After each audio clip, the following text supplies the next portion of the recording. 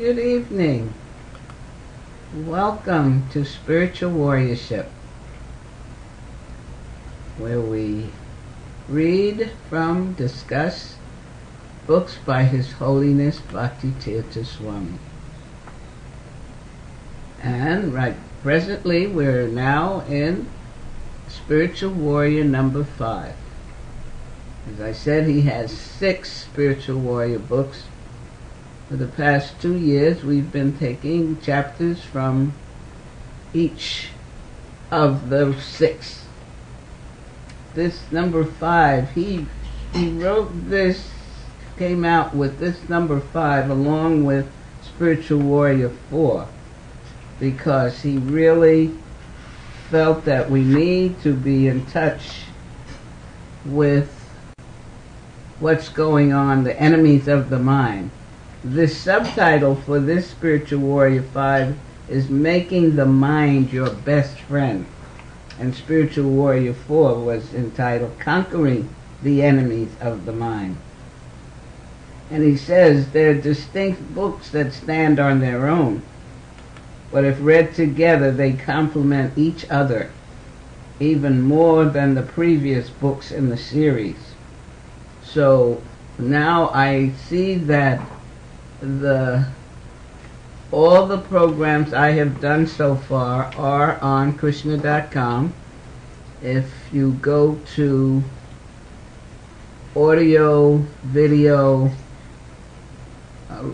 something else, you click on audio, and then on the drop you click on TV, and then it'll come up and you see Spiritual Warriorship, and you click on there, and you can catch all of the programs I've done so far. And guess what? I looked today, there's 80 up. And as I said, we've been through all of the books. What we're doing now, I have someone who volunteered to write the book and text that I'm talking about for those programs, and then they'll be added so you can go directly to a particular book and text. But it's really wonderful what he has given us. So we've been in the Spiritual Warrior 5 off and on. And anybody in the chat room? Yes, David and Prabhupada. Prabhupada. Okay, where's Prabhupada from? Prabhupada Das, I'm sure. What am I thinking of? Do we have a god brother, Prabhupada? No, Krishnapad. He's in Australia. Welcome to the chat room. Okay, we just finished last chapter, the great, no, not the, what do I want to call it, the great escape. The perfect escape. And we covered a number of points. And hopefully, those of you who followed us along, did you take down the number and everything? Those who followed us along have seen the way of escaping from this miserable place, prison that we're in. But what I am going to this chapter, the need for constant mindfulness, is that hearing his Bhakti-tirtha Swami's suggestions and ways of escaping, or any of the points he has shown us how to improve our lives and raise our consciousness, it takes being mindful, because this material world has us so much coming at us. So I thought we would look at, hear from him on the need for constant mindfulness. And at some point in this reading, we'll get one of his poems that's in his beggar book. So how does he start off? He starts off with a text from Bhagavad Gita, 626. And I keep saying, I move cautiously with Sanskrit, And when I read this in practice today, I said I'd do it. So why don't I just go ahead and do it? Yato, yato, neshalati, manaskan kalam, astiram, tatas tato, niyam yatitad, atmana, eva vasam, nayat. And I'm still here. Oh my gosh. Are you all still there? Please, don't run away. There's more text coming.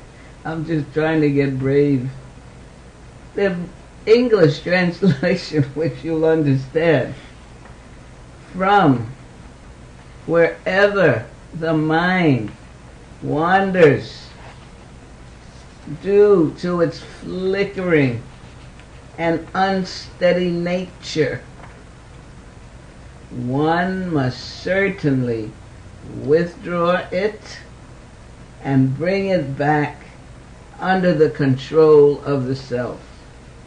I'm sure any of you out there tuning in to Krishna.com have been studying some philosophy and this teaching and maybe meditating, chanting, and know what that means, that flickering mind.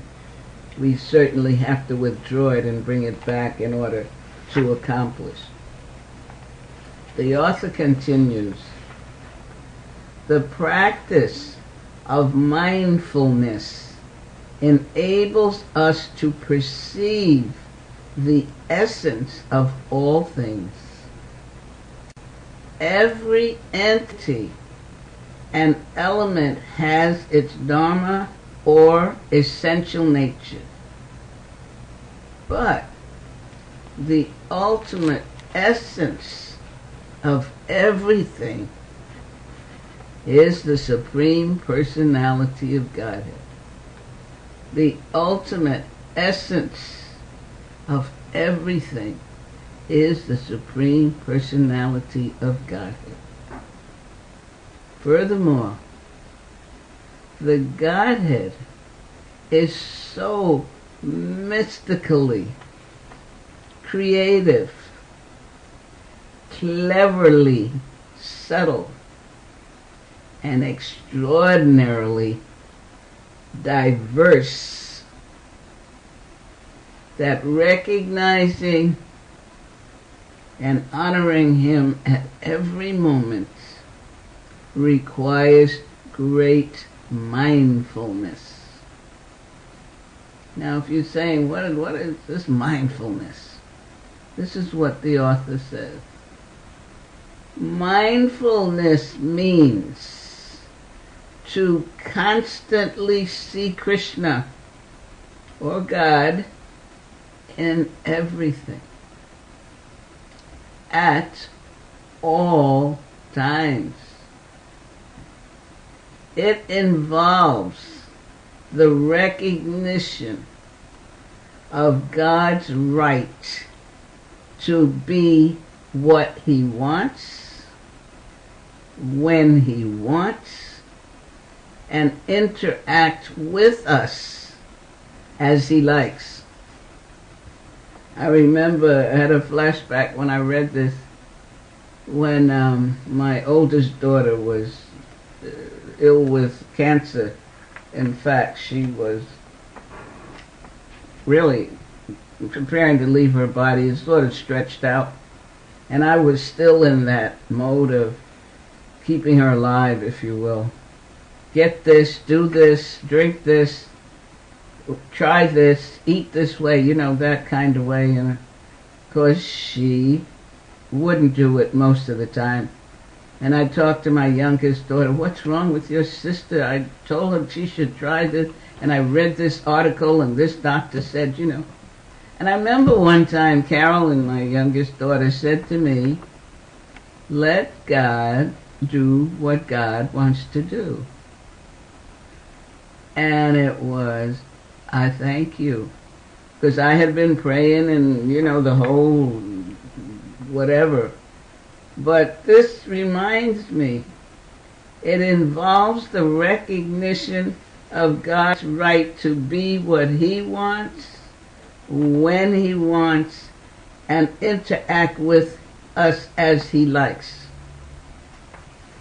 Once the Supreme Lord takes personal interest in our lives, He also reserves the right to teach or benefit us through hard knocks or through gentle means.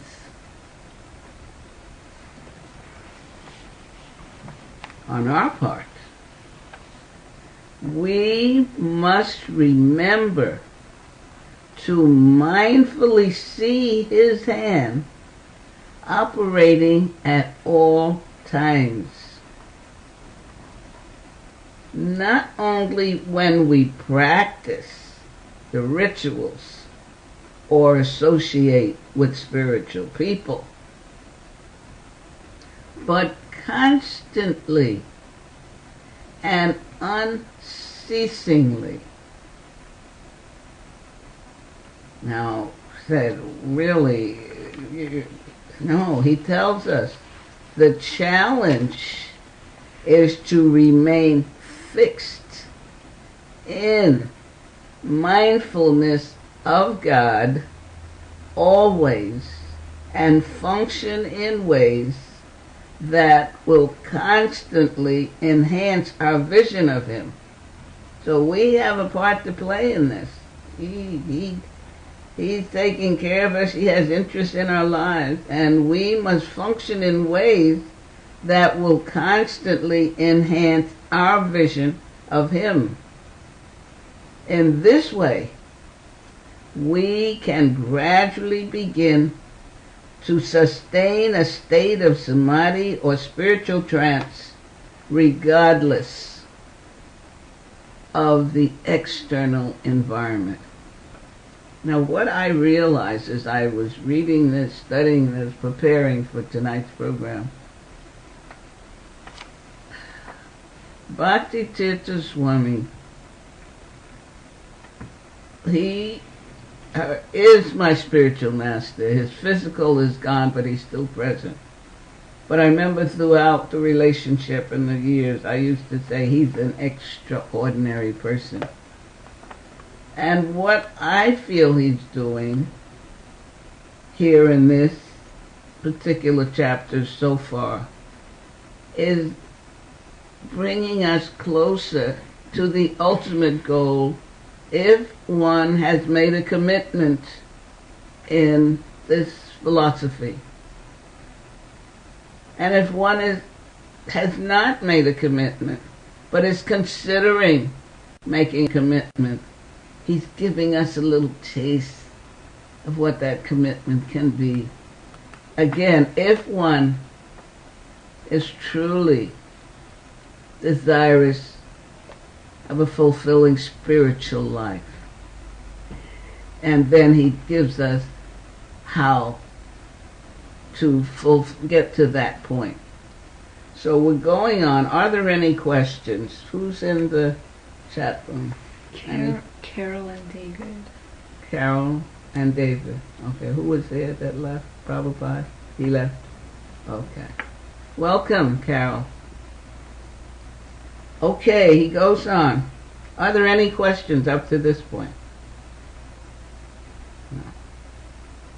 He says, we sometimes hear of people who continually enter into deeper and deeper states of consciousness, or who have the ability to understand things from a deeper perspective.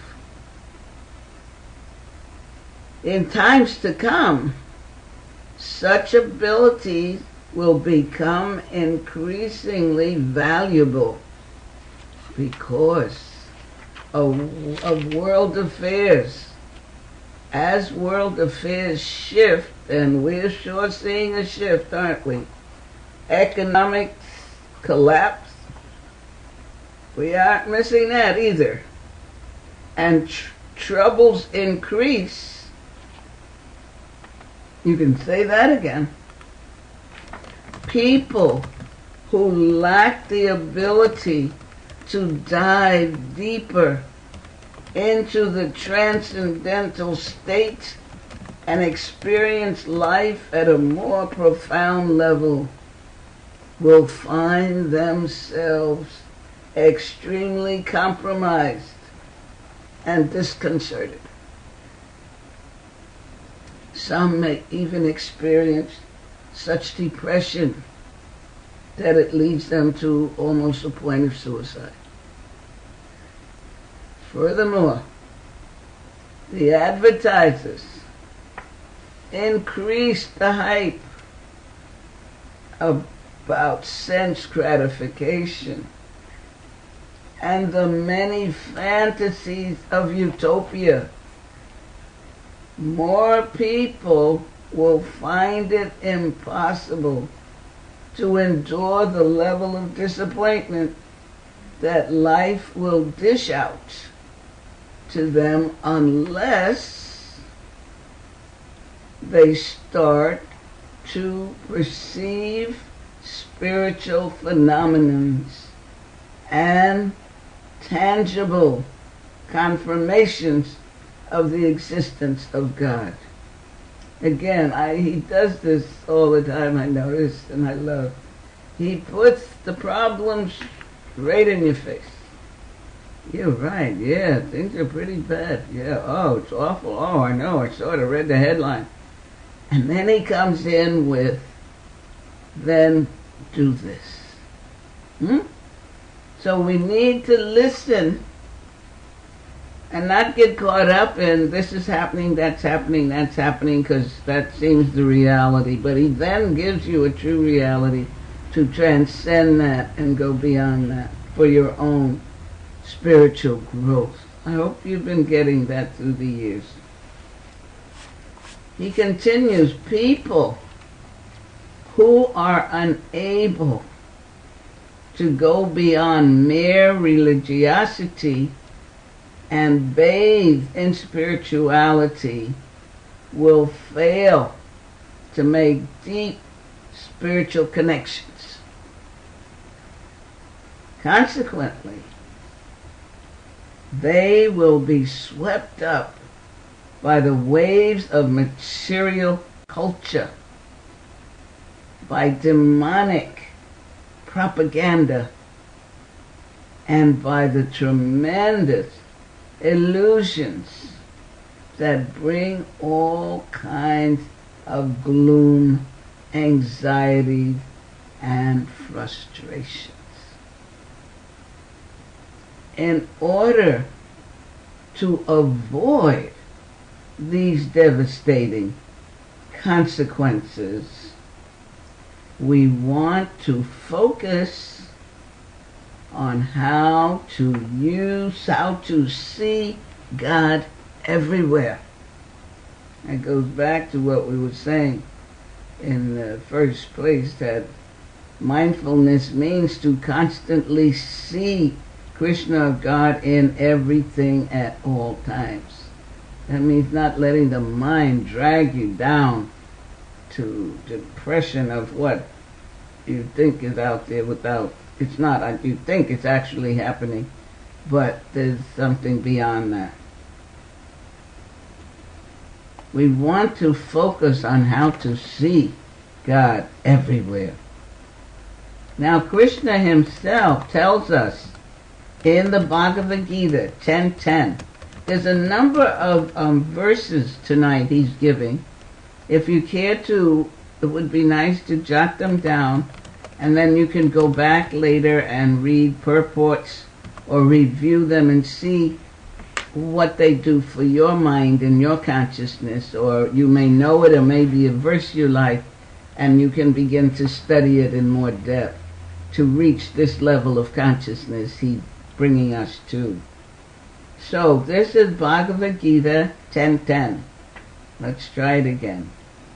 Tesham sata yuktanam bhajatam kriti purvakam dadami buddhi yugam tam yena mam upayantite. To those who are constantly devoted to serving me with love, I give the understanding by which they can come to me. And that's so wonderful about Bhagavad Gita. There's Krishna talking right at you. And if you really want him and you're desirous of reaching a level of higher consciousness, you'll endeavor to have a teacher, find a teacher, talk with seniors who may be able to help you keep coming up to the level that Krishna is saying he's there for you. Now, he says, the author, that as we have mentioned several times in Spiritual Warrior 4 and in this particular book, Krishna also advises his devotees to fully absorb themselves in his worship. Anybody out there remember a verse where he advises his devotee to fully absorb themselves? Who's there? Just Carolyn? He just came? Oh, welcome, Bhuvan. I was getting worried. Okay. I was going to say I'd give you a hint, but we'll move on. What he's asking is,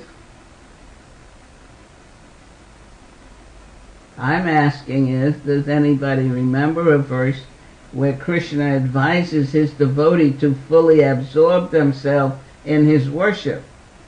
So it's not that the author is telling us to always remember him, see him in everything. This is coming straight from the scripture. We remember this one. What is it? Man manam pavo bhava mad bhato mad yaji mam namaskuru mam e vasiyasi yuktavan vaivam atmanam mat parasyanta.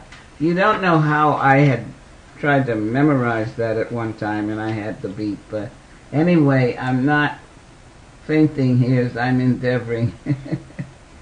And the words for that, you may know it, I'm sure. He gives a number of instructions in this verse. Engage your mind always in thinking of me. Now, we started out with that verse where he's saying the mind is fickle, always bring it back to me if it's not thinking about me. And here he's telling us again, engage your mind always in thinking of me. Become my devotee. Offer obeisances unto me and worship me. Being completely absorbed in me, surely you will come to me. Krishna, who is God himself, tells us to think of him constantly. God is an infallible source whose advice is as much more important than the advice from consultants, coaches, or other resourceful materials. Krishna actually tells us which thoughts and ideas should occupy our minds. However, after receiving such valid instructions, how does a person execute them? And those of you listening may be thinking this next question: how is it possible to always remain Krishna conscious and always think of the Lord? Well, one thing you're sure of, you're thinking of something all the time, because that process never stops. So you want to know, how is it possible to always remain God conscious and always think of the Lord? Although a seemingly improbable goal, this constant remembrance of God is ultimately the essence of spiritual life.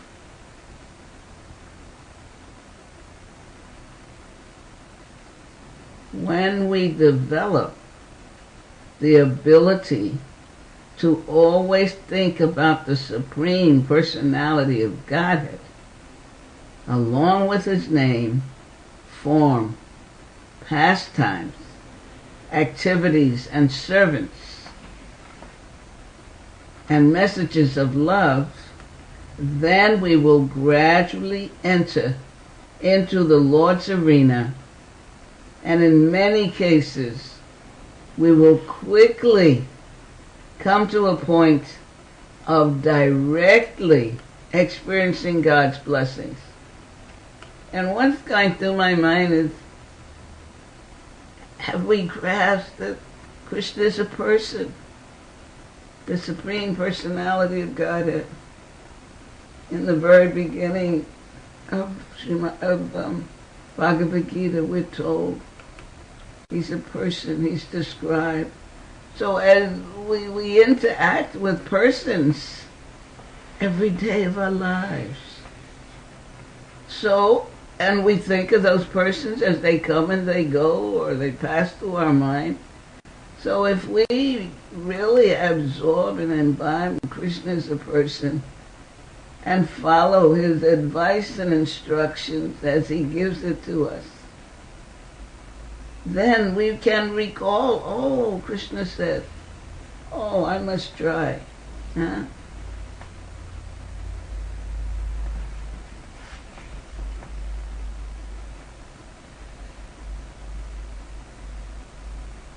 He tells us, as we gradually enter into the Lord's arena, and in many cases we will quickly come to a point of directly experiencing God's blessings. All that auspiciousness arises from the mere fact of simply reflecting on God, particularly when action follows that contemplation. Now that was for me an important point. I don't know how many times I read it before I underline it, and I realize that's important. You're reflecting on it. And really, it's not so important if we follow the story in Bhagavad Gita of Krishna and Arjuna. Krishna and Arjuna slept in the same bed. He ate it with them. He was always there. And of course the battle of Kurukshetra came. And Arjuna's a Kshatriya warrior, has to go and fight. And what happens, he gets confused, doesn't he? He doesn't want to go on that. He looks out there, he doesn't want to kill his relatives, he doesn't want to fight. But Krishna then gives him Bhagavad Gita, and we've been hearing some of it right here. And the point is, he didn't say, okay, sit and meditate on me, and I'll go out there and kill the relatives. He said, think on me, now go and fight. Action. So this is a wonderful philosophy teaching, and as it says, very scientific. And we're hearing of constantly thinking of God and seeing him in everything. But it isn't that you sit there and you say, okay, I'm going to meditate, and then everything gets taken care of. Particularly when action follows. But the thing is, he follows with the action, and it gets done. I just had an experience um, recently, as he said, Krishna is mystically creative or cleverly subtle.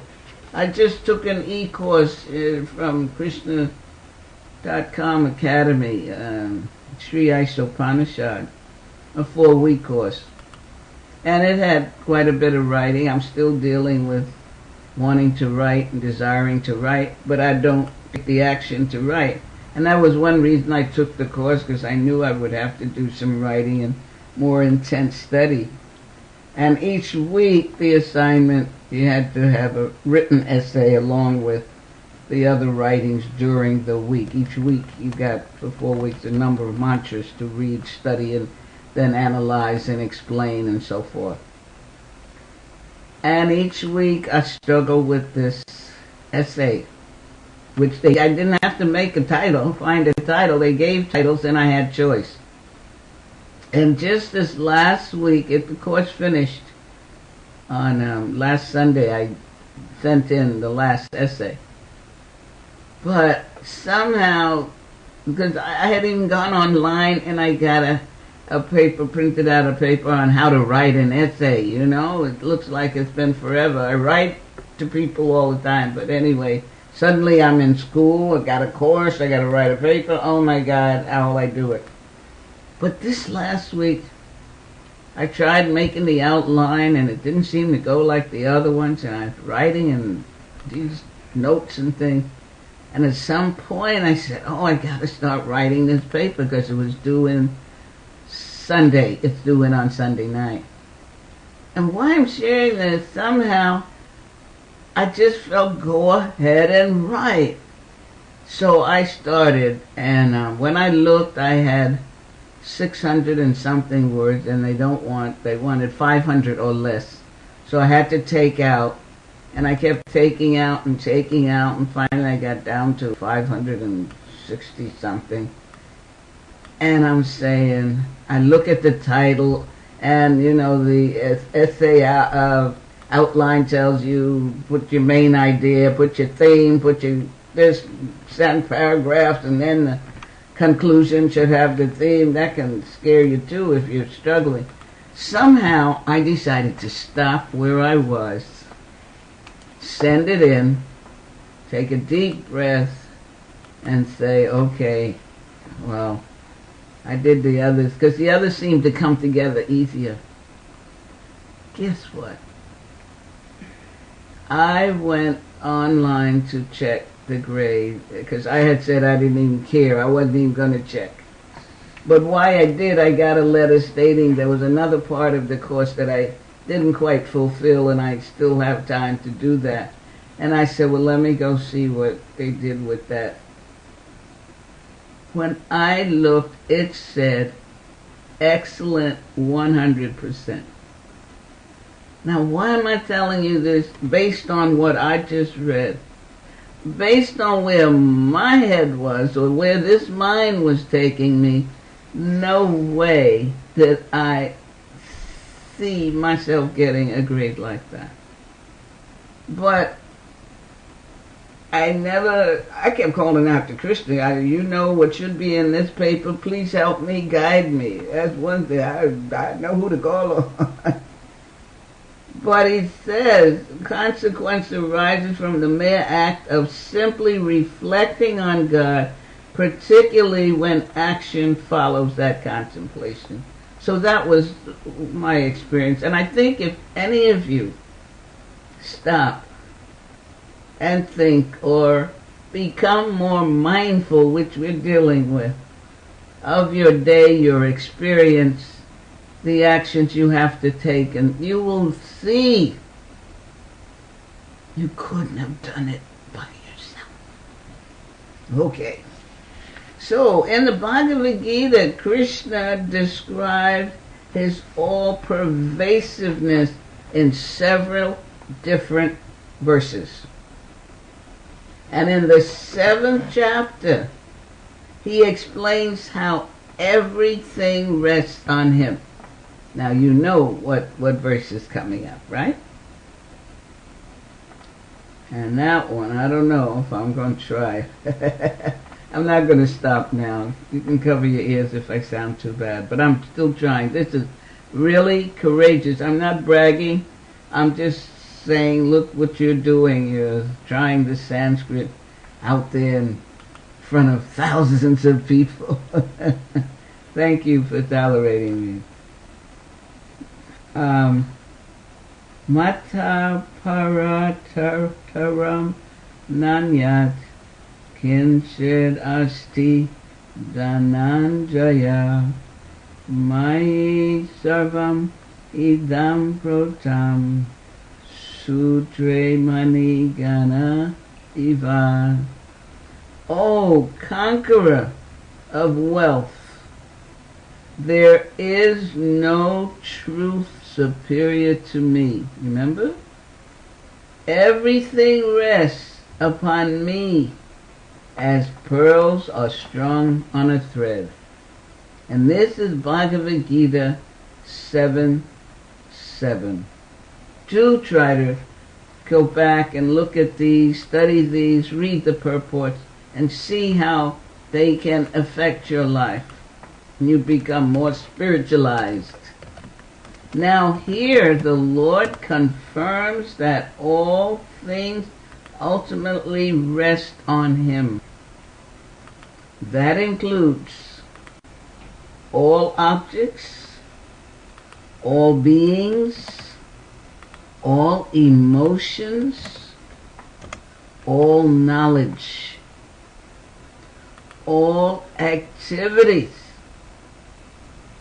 all attitudes, and all resources.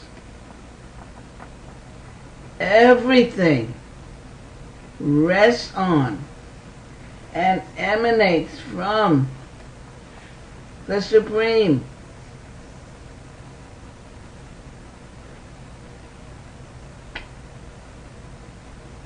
We want to develop continual mindfulness so that we can experience and interact more with God at every moment.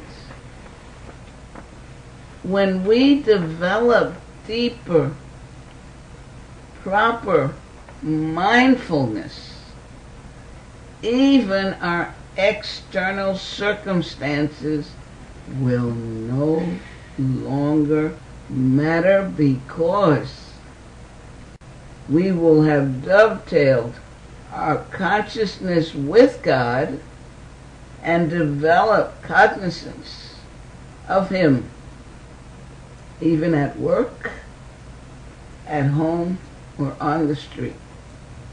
How does that sound?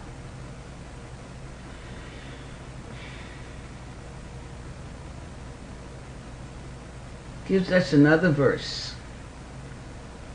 In Bhagavad Gita 7:6, Krishna continues to explain Itad yoni bhutani sarvaniti upadhar rasya aham kritnasya jagata prabhava pralasya taha. You see, I wasn't as comfortable with that. I didn't try to sing it, but I was determined I was going to open my mouth and get it out. So maybe I'll need to do this more often. Thank you for tolerating me. This verse says, all created beings have their source in these two natures, these two natures, of all that is material and all that is spiritual in this world. Know for certain that I am both the origin and the dissolution. Now when I read that, I came up with All created beings have their source in these two natures. And I wasn't quite sure what that meant. So I went to 7.6. This is Bhagavad Gita 7.6. And so I backed up and I went to 7.5. And again I said, and I backed up to Bhagavad Gita 7.4. And this, it took 4 and 5 to get me to understand what he meant by saying these two natures. In 7.4 he states, earth, water, fire, air, ether, mind, intelligence, and false ego, all together, these 8 constitute my separated material energies. In 7.5 now, Krishna is saying these two natures. In 7.5 he says, beside these, O mighty armed Arjuna, there is another superior energy of mine, which comprises the living entities who are exploiting the resources of this material inferior nature. 2. And Prabhupada in that purport states, here it is clearly mentioned that living entities belong to the superior nature or energy of the Supreme Lord. The inferior energy is matter manifested in different elements, namely earth, water, fire, etc., and the subtler energies, mind, intelligence, so forth. They're products of inferior energy. Now, the living entities who are exploiting these inferior energies are products, are different. They are different purposes, 4 different purposes, and are superior energy of the Supreme Lord. And it is due to this energy that the entire material world functions. So the text Bhakti Tirtha Swami is giving us says, all created beings have their source in these two natures, the inferior and the superior, and all that is material and all that is spiritual in this world know for certain that I am both the origin and the solution. So he's giving us a real insight. If you haven't taken time to think deeply or be mindful of Krishna, the Supreme Personality of Godhead, your relation to him, it just said you're the superior energy. This is a wonderful opportunity to stop and hear and begin becoming more mindful. I'm going to read one more section and then we'll leave you to think and work with all this wonderful nectar is all I can call it. Especially you're interested in your spiritual life and you're kind of sick and tired of nonsense that may be going on. And you just may be missing a point of being more mindful of something else that cannot help you, whereas mindfulness of that which you're a part of and who loves you and is your very best friend and well-wishing will take care of you is right there for you to become more mindful. He says mindfulness again means experiencing God everywhere, seeing everything as a manifestation of Him, and seeing everything in him. Now you study. I hope you mark down these verses and we'll have time to go back and read them and read the purport, because he's just spelling this out. It also means, mindfulness he's talking about, positioning ourselves to receive and experience God's blessing and auspicious energies. Because he's there, everywhere. If he's everywhere, and we see everything as a manifestation of him, and seeing everything in him, and what is that? He's everywhere equally present. So you just have to position yourself, and it's really positioning your mind to receive and experience. And if you're mindful, you will experience every day God's blessings and auspicious energies in our day-to-day functions, as we eat, drink, sleep, mate, and defend. We can see all things in relation to Krishna by remembering his words. Oh wow, this one is interesting. More Bhagavad Gita, more Sanskrit. I'm not going to give up now.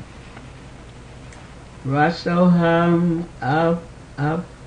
apsu konteya rahasmi sasi suryaho pranava sarva vedesu sabda hi purusham nasu. O son of Kunti, I am the taste of water, the light of the sun and the moon, the symbol Om in the Vedic mantras. I am the sound in ether and ability in man. Bhagavad Gita 7:8. Krishna gives us so many opportunities to remember him.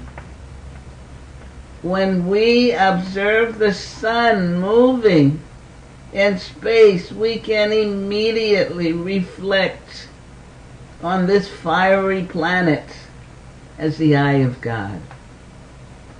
This simple conception of Krishna's presence can accompany us in our daily dealings and even provide comfort if we act properly, because we know that God sees our efforts to befriend and obey him.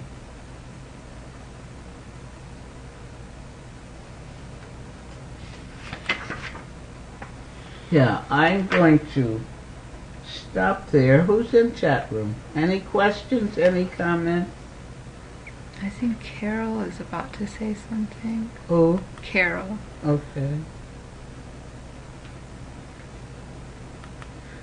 David says 7:8. Bhagavad Gita 7:8 is one of his favorites. One of his favorites? Great. Study it now with this mindfulness in mind.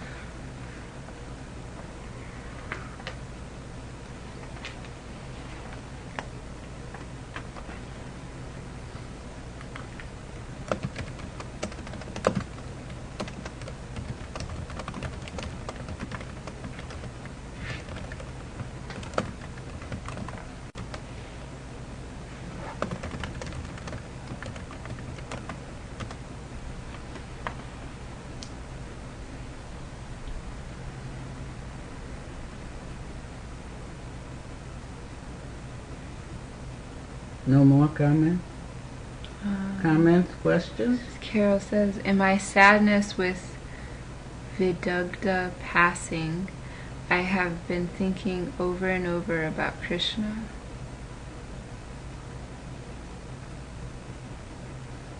That's good, because he can comfort you. And since he is the one that, as he just told us, he's, and Dr. Tirtha told us, he's everywhere, in everything, and we have said so many times that he has a reason for everything. She said it made her realize that these events make her think more and more about the Lord. Right. And that was her husband who passed away. Okay. Remember Kunti in Bhagavatam? Remember her prayer, Carol? And what she went through with her sons. And yet she was asking for more. You remember why? Because when they went through those tragic, challenging situations, they turned more to him. And he was always there for them. So that's quite maturing. And he loves you dearly, and he's really endeavoring to bring you closer and closer to him. Though to us looking in, it may seem like a tragic way. But sometimes it takes a crisis to make us more mindful. So keep thinking on him. And this mindfulness chapter may be very helpful. And just try to see how each day, and he will comfort you and strengthen you, and you'll be able to see him in everything and everywhere, as he always said. And remember, 934, engage your mind always in thinking of me. Become my devotee. Offer obeisances unto me. Worship me. Being completely absorbed in me, surely you will come to me. So try to learn that one, the Sanskrit, and recite it and surrender yourself to it. And you will be greatly comforted and see what he has in store for you, because he has a plan for all of us, Carol. Thank you for sharing that. Anyone else? Any comment? Any question?